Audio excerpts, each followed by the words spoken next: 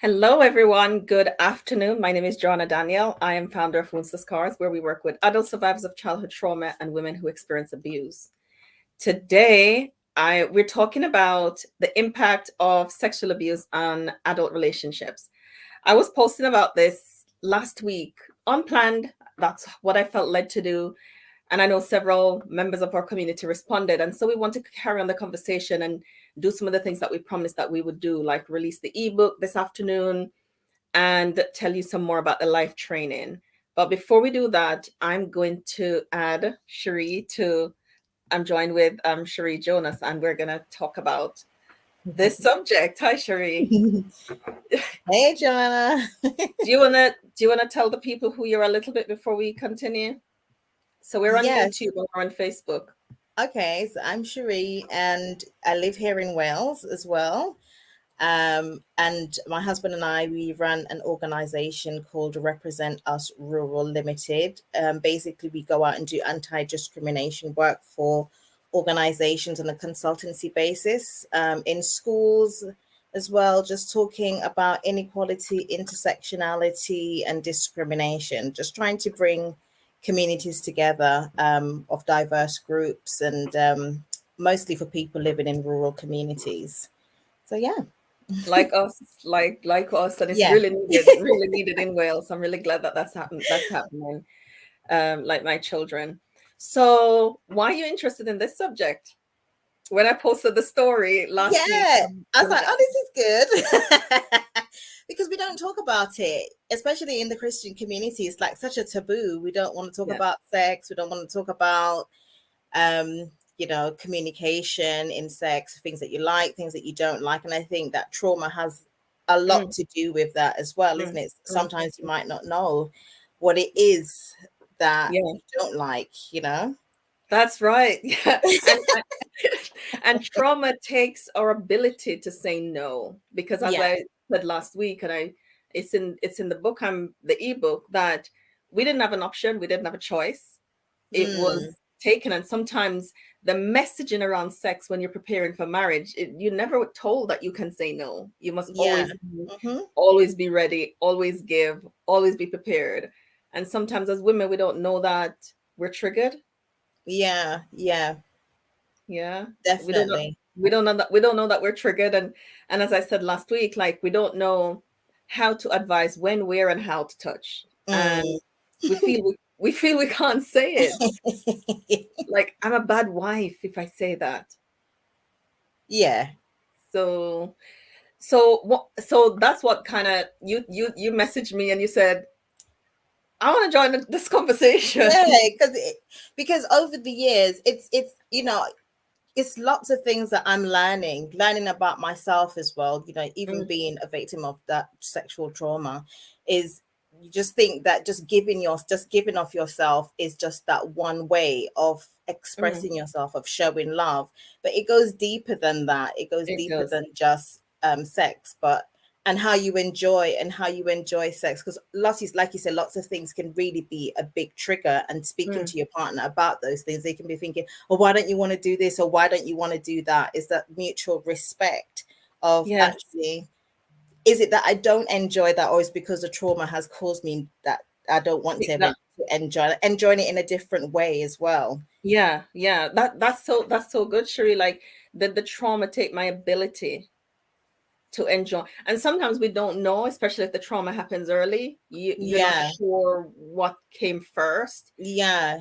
Did trauma take my ability to, or I just didn't? I Yeah, or I and would. thinking, is this bad? Is this Yeah. bad? Is this feeling bad? Or Yeah, yeah. yeah. In the group that I do for women who are healing from sexual abuse, when I talk about how our body responds when we were abused and the shame that goes with that, Mm, and so because you feel like you did it, and I'm like, you didn't do it. Our bodies were created to respond, but when it happened, there's so much shame. So sometimes mm. in marriage, when your body respond, it can accompany shame can accompany that Yeah, yeah. that And you pleasurable you wrote response. about something a while ago, and it was about that feeling sometimes after sex, that sad feeling. Why do I feel so sad? Why am I crying? Or Yeah, I don't yeah, know, there's something.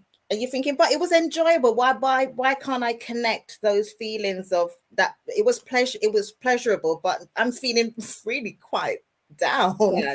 Yeah. Yeah. Yeah, that's quite hard to understand as well. But I guess it's wrapped Yeah. up in a lot of those feeling of maybe, finding about who you really are, in Yeah. yourself.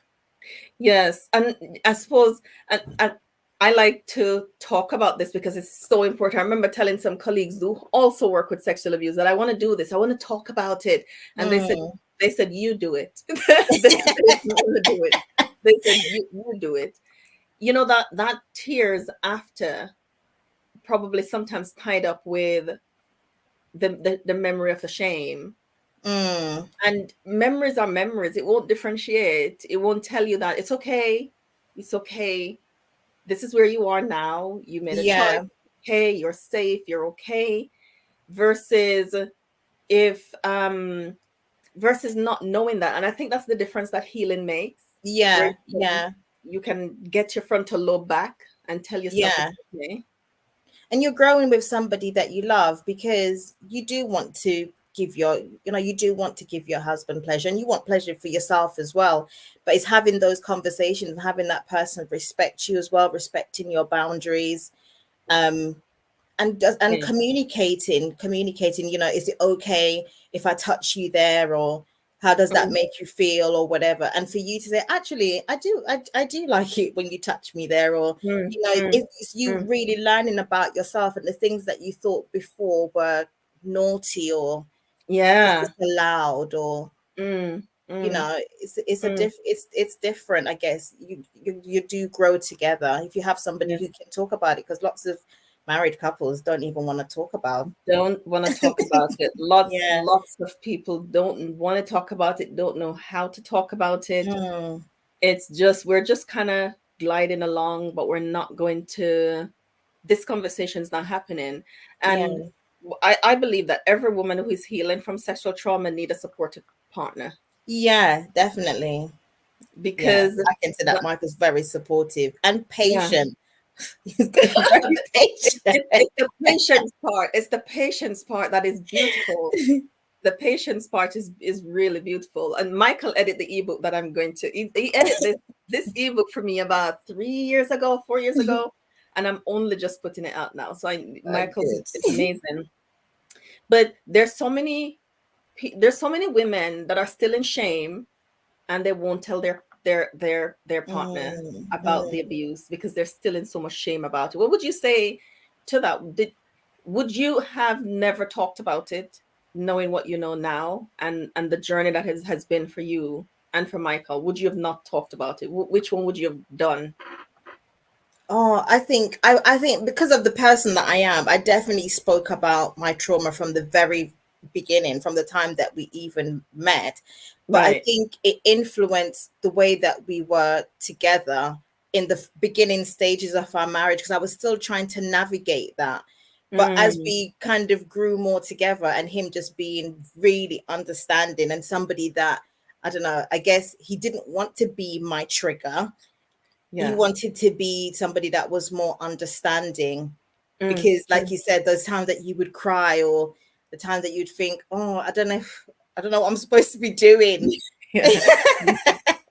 So, yeah, it was quite difficult, but I think I was always open about it from the very beginning. I don't know, maybe some people feel like they can't be open about it from the beginning, because it is something that could be quite shameful, like you said. But for me, Yeah. it wasn't so much shame. It was kind of what is expected of me. Right. Whereas before, you were being kind of taken advantage of. Yeah. Now it Yeah. wasn't, the role is not the same when you're married. I didn't feel like I was being taken advantage of. I feel like I could be a bit more vulnerable about, Mm, uh, I don't really like that, because that makes me feel like this, or that brings back mm, memories of such and such. mm, And mm, then it was kind of not taking those things out completely.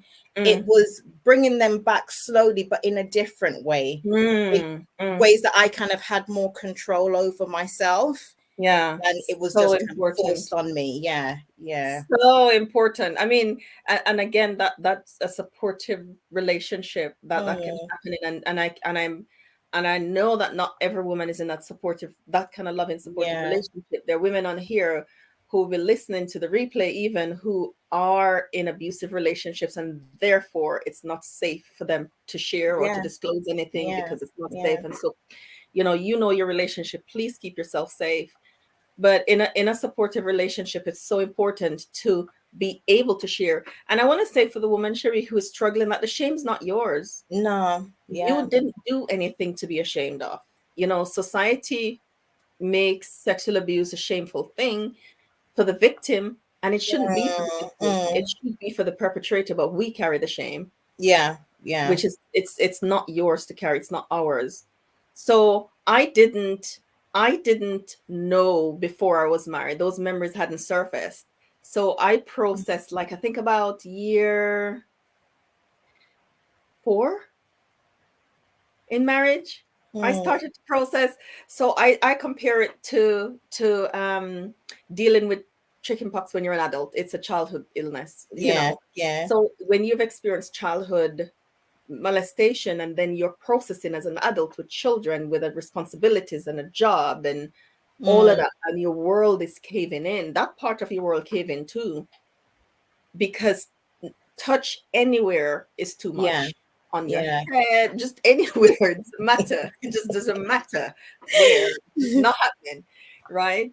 So being able to talk about it, and I say this in the ebook, like, we had developed the ability to talk about difficult subjects. Yeah. So because we had developed that ability to talk about difficult subjects, we were able to talk about this one too. Yeah. Yeah. And I think that's key, to be able to say, this is what's happened to me. This is what's going on for me Mm. now. I want to go in my bubble.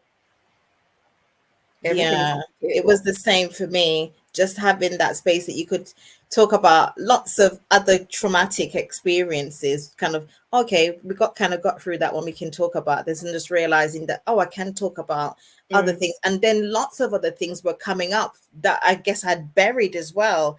Like, mm, oh dear, where's that feeling kind of yeah. coming from? And I thinking, oh, I'd buried this because it was so shameful for me. Mm, But hmm. now, I'm releasing it. Yeah. Letting it go. And one thing women ask me sometimes is, will I ever be able to enjoy lovemaking? And would I ever be able to enjoy being Mm, touched? Will I able not to be re-triggered? And I say, you get to that place. You really yeah, do, with yeah, healing, but it takes work.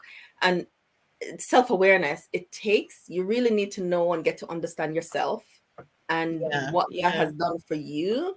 And when you learn to understand self, and is you can accept self, you can love self, you Mm, can allow self to heal, you can allow boundaries with yourself and in your relationship, and you can learn to communicate honestly and openly with yourself first, and be comfortable with it, yeah, and then with your partner. Those things really open the door for you to be able to, as you're healing, for the relationship to, if the relationship can manage it, I'm going to say. But I think mm, it starts with you first. Like, you love you, value you, choose you, accept you, and start to release shame. And as yeah, that journey happens, then it comes to that place where it's okay again, or yeah, for the first time. yeah, yeah. I agree. I definitely agree with that. I was reading a report earlier, and it says that some of the effects of sexual abuse on, we know it affects interpersonal relationships.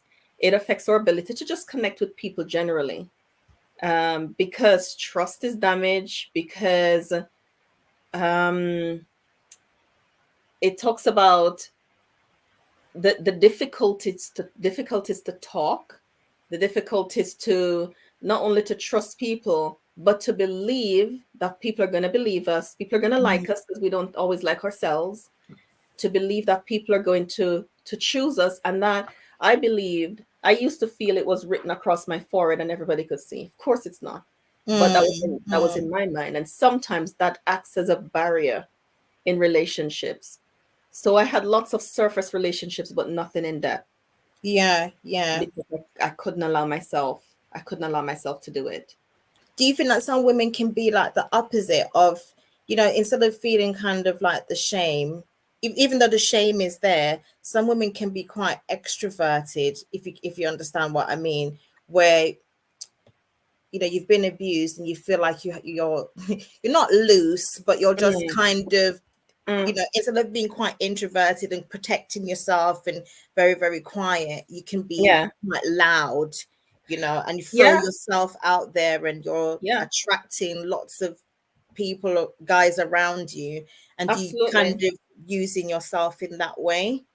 I believe that we swing one end or the other. Like Yeah. we can experience sexual trauma and we are closed off and touch is uncomfortable, or we can experience sexual trauma and some women use sex as a coping mechanism. Mm, And mm, I always say have you need to have as much empathy for yourself if that's you as anybody else, because it's just a coping mechanism. And what I yeah, say about coping mechanism is it's okay, it kept you here, it kept you safe, kept you alive, and we're glad you are, you know. yeah, yeah, And let's learn some different ones. And I think when we talk about the church and sexual trauma and talking about sex, I think a woman who appears like that in church settings really have a hard time, yeah, yeah. especially the ones that are extroverted, because the introverted ones can be doing it too, but nobody Mm, knows, right? yeah, exactly. It's hidden. It's more hidden, isn't it? And then you can have that stigma attached to you. Oh, that woman's all over the place. She's loose or Yeah, whatever. But she's got a lot of hurt too. And like you said, she- that's her coping mechanism. That yeah, letting out that being loud and laughing and carrying on like that's just their way of coping with it. Where other people is quite shut off and yeah. they're going through it quite silently. Yeah, Yeah, indeed. And she is no different. She might be no different in marriage to the woman who yeah, again was cut off, because sex doesn't mean intimacy. And she was doing yes, it because what she really longed for was intimacy and connection. yeah, And yeah. it appeared that she would get it in these places and she didn't. So Yeah, she's just as craving for connection as anybody else.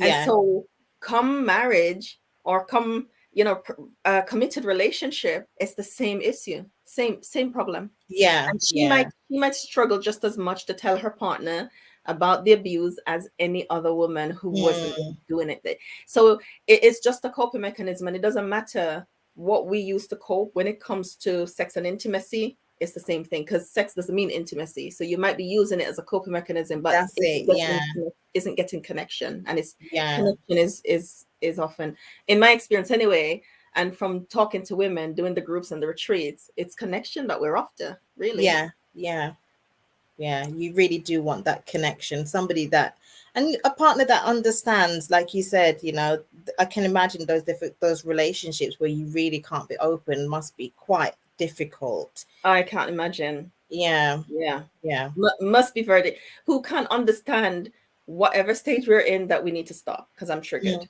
mm, that we need to stop. And for the woman who don't know that she can say that she can say no. yeah, yeah. No. That's true. Somebody asked me, how long will I say no for? I said, I don't know how long you'll say no for. I don't know how long you'll need to say no for. But what I do know is it's okay if you're in that place now, say no, Yeah, yeah, and allow yourself to heal, because you will get to the place where you feel okay, and you're not feeling pressured, or you're not feeling like mm, you have to, you're not ticking a box, yeah, or any yeah. of those things. Yeah, and saying no to the things that you don't feel comfortable. Because sometimes it doesn't mean like I'm not having sex. It could just be I am not ready to cross over that side with you to do those things that you want to Yeah, do. I'm just not yeah. comfortable with that. Nothing creative. Yeah. Yeah. Yeah. And even that expectation that, you know, I think that sometimes sex can be warped by the Mm, things, mm, by things mm, that you might be exposed to, and you think that those things. It's mm. not that it's not normal, because I guess there's no kind of spectrum for normality Mm, in mm. your marriage, I guess. But Yeah, some things might just feel very, very out of reach for you, that you yeah. just don't want to engage with that at all. True, true. You know? Because it's so complex.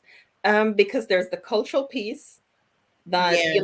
how we feel, how we talk about. I don't know about you, but when I was growing up in Jamaica, sex was dirty, the dirty word. We don't talk Yeah. about it. Nobody teaches you anything. Yeah. Yeah. So there is the cultural piece, and then religious, like in church, if you say sex as a teenager, you are bad, right? Yeah. Yeah.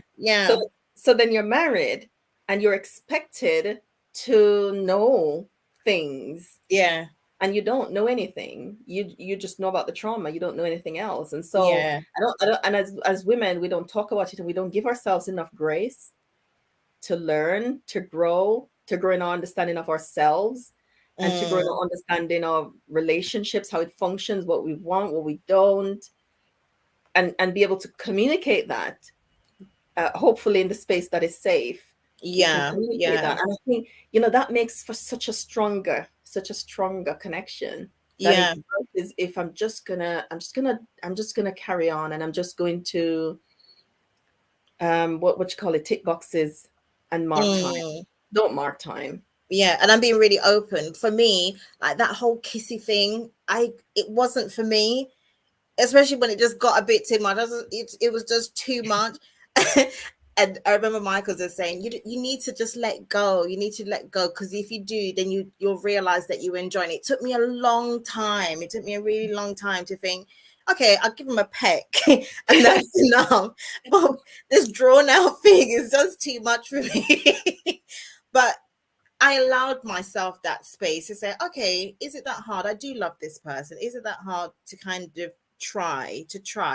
And the more that you kind of give yourself, like you said, that grace to say, okay, it's not so bad. I'll try a little bit. And the more I tried, I thought, okay, I was missing out on something that was quite Mm, exciting. This thing mm, that was really important to him wasn't mhm, so important to me, but it was a connection I feel that we mm, kind mm, of both needed as well. So yeah, mm, mm, like you said, it's allowing yourself to grow in that, talking, being able to talk about it and explore it together as well.